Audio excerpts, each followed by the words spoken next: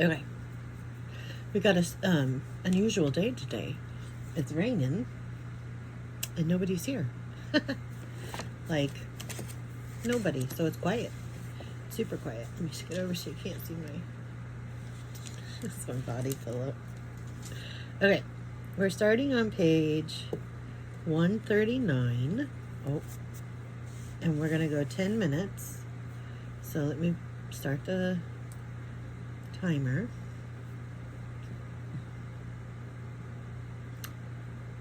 I love waking up happy. I've spent so many mornings waking up sad that when I wake up happy, I am happy. And it's unusual to be happy on a day that it's raining outside. So there's that. And I'm blessed to be able to sit here in my time and find myself. I don't know what else I'm doing.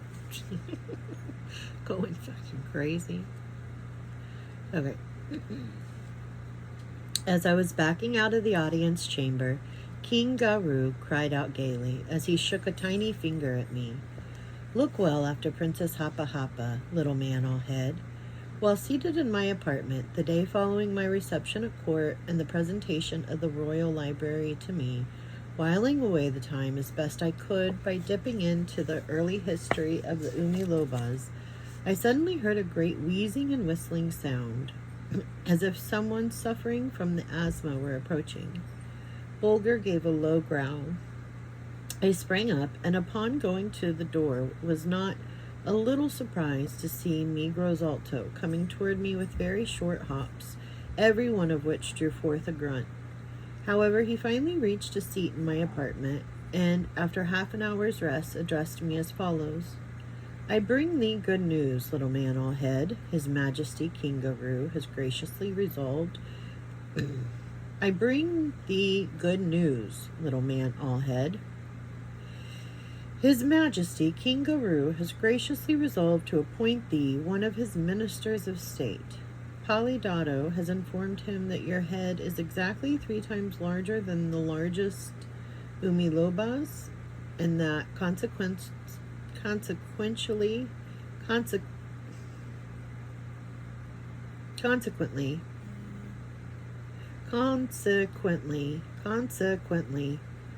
you must be at least 3 times wise. You must be at least 3 times as wise as any of his counselors. He is quite naturally unwilling that any other monarch should have the use of the vast treasure of wisdom stored in thy head. His design is to treat thee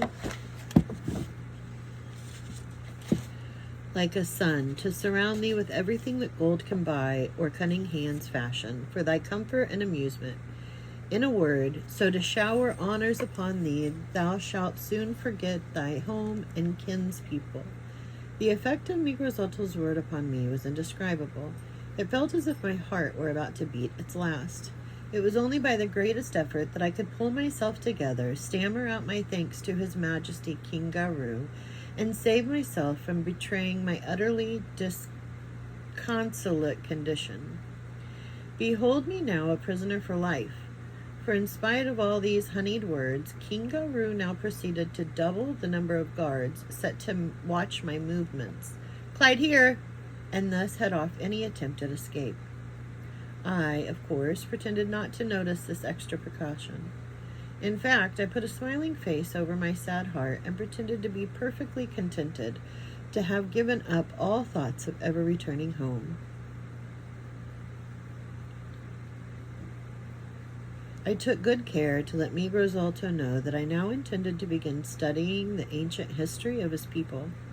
With the Princess Hapa Hapa, too, I was all kindness and sympathy, but while I was thus engaged in throwing my keepers off their guard, I was diving deep into the folklore of the Umilobas. The books of the Royal Library, so graciously bestowed upon me by King Garu, stood me in good service. I determined to get all the weaknesses of the Umilobas in order to see if I could not discover some way to elude their vigilance. It was all dark for me for the first few days, but at length I caught a glimmer of hope. It came about this way. The Umi Loba's dread water, my own observation as well as Polydotto's words, had directed my attention to this strange fact. I look up and I lose my spot. To this strange fact. Provided by nature with limbs of such extraordinary strength that they can leap over streams even 30 feet in width, they have a superstition that nature intended them to avoid touching the surface of a stream. For the first, I now observed that they had no boats of any kind, and that their children, unlike other children, never played upon the banks of the beautiful streamlets which flowed in every direction around their homes. A boat is the thing I need, I said to myself, every pulse beating with supposed excitement. But where to get it? It were idle to attempt to build a boat or even a raft without attracting attention of my watchers and raising an outcry. I must abandon that idea. By a strange fatality, my bittersweet enemy now came to my existence.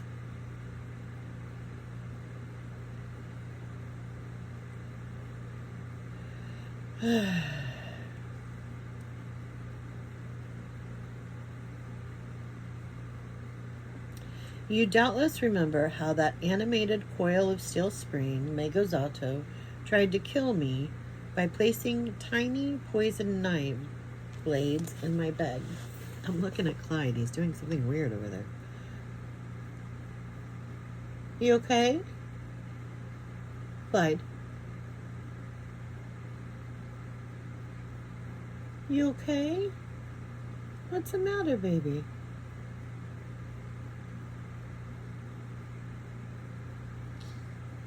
He's got something going on, like, I don't know, dog acne or something, because he just turned 1, but that makes him like, 10. Okay, well, after that, I never laid down at night that I didn't first pull off all the cushions, draperies, and coverings of my couch in search of any more of the same kind. I never found any, for Megazolto was still in disgrace and forbidden, under penalty of instant death, to approach the royal palace. But I did find something else. It was this.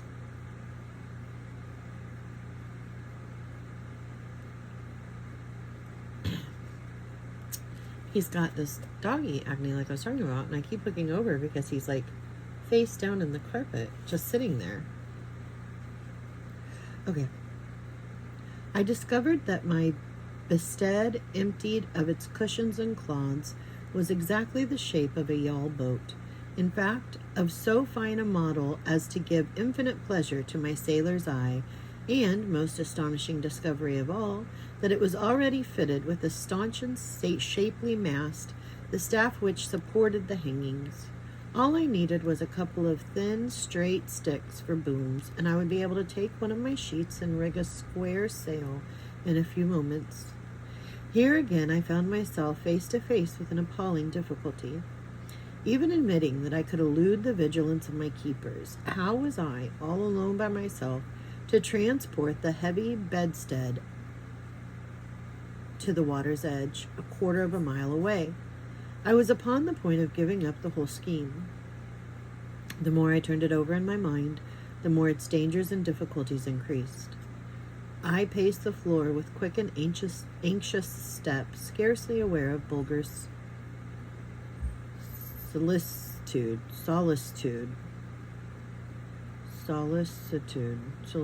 I don't know why I'm having problems reading today. He was at my heels with vain coaxings, trying to quiet me down. At last, in blank despair, I threw myself in a chair. Bulger raised himself on his hind legs and gazed inquiringly into my face. His tongue was out. He was suffering from the heat. But the first time I became aware of my condition. The perspiration was streaming down my face. Suddenly a new idea flashed through my mind and helped out the old one. Said I, I'll complain to the king of the heat. I'll tell him how accustomed I am to outdoor life and sleeping in the open air with no coverings, save the blue sky and twinkling stars, that I shall most surely pine away with inward wasting, unless I be permitted to move my bed during the midsummer heat down by the river where the air is coolest and purest. King Garu listened to my request without the slightest suspicion that any idea of escaping from his domain was flitting through my mind. In fact, he would have as soon as expected to see one of his royal beds spread its drapery for wings and fly away to the mountains as to see it go flashing down the river with one of the sheet sails set for a sail. So my request was granted at once. My bed was moved down to the river's edge, where one tent was raised to house me in case of a rainstorm, and another to shelter the troop of guards, which always kept at a respectable distance from me, yet near enough to hop down upon me in about 3 seconds. So far, all had gone well. At first, my plan was to launch my boat and make an escape in the night, but I was obliged to give this up, for I discovered that the guard was always doubled at nightfall. Escape. If I escape at all, then must be in the broad daylight. 6 of the Umiloba soldiers stood sentry about my quarters from sunrise to sunset. That they were armed, it is needless to say, but their tiny swords and pikes had no terror for me. With a stout club, I could have beaten them down in a few moments. Okay, so we'll start right there. Tomorrow. And we're ending on page 142. Okay, hold on. I gotta stop that.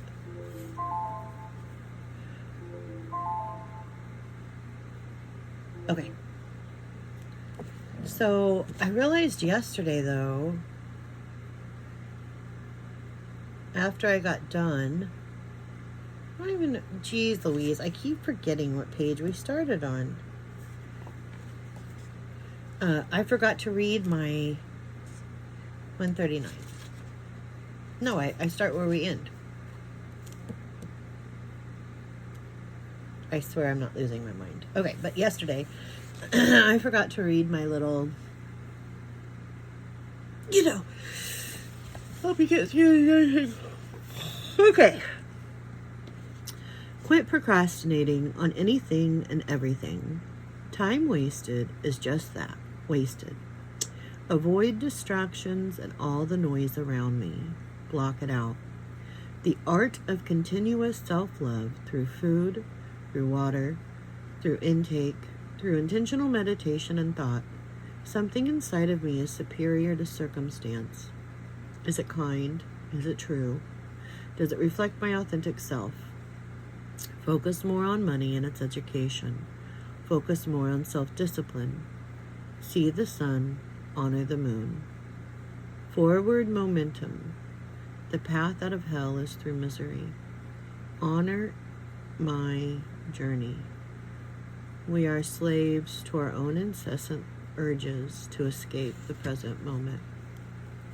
Meditate, walk, journal, stretch, love animals, leave life to wonder all it needs, less stress, more fairy tale. Work on bettering the love I show my body through the food and beverage I put in it. With money, it's not what you make, but what you keep. Focus. Lose any ties to victim mentality. Continue to love yourself. Continue to love yourself. There's only one way off of this rock.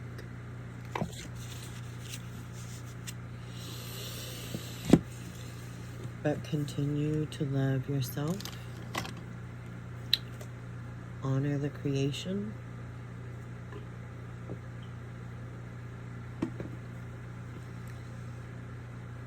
Honor the creation. I have to remind myself. I've decided I'm going to have a deep plane deep plane facelift. Maybe for my 55th birthday.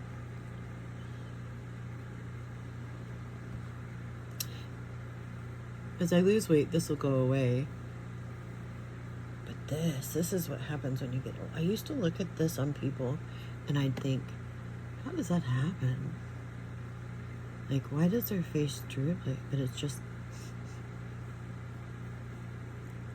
it's what makes me human. With no fillers, no Botox, as you can obviously tell. And no, oh look, my ring light is in the thing the whole time. Sorry. Okay, I'm just talking to myself. Have a good day.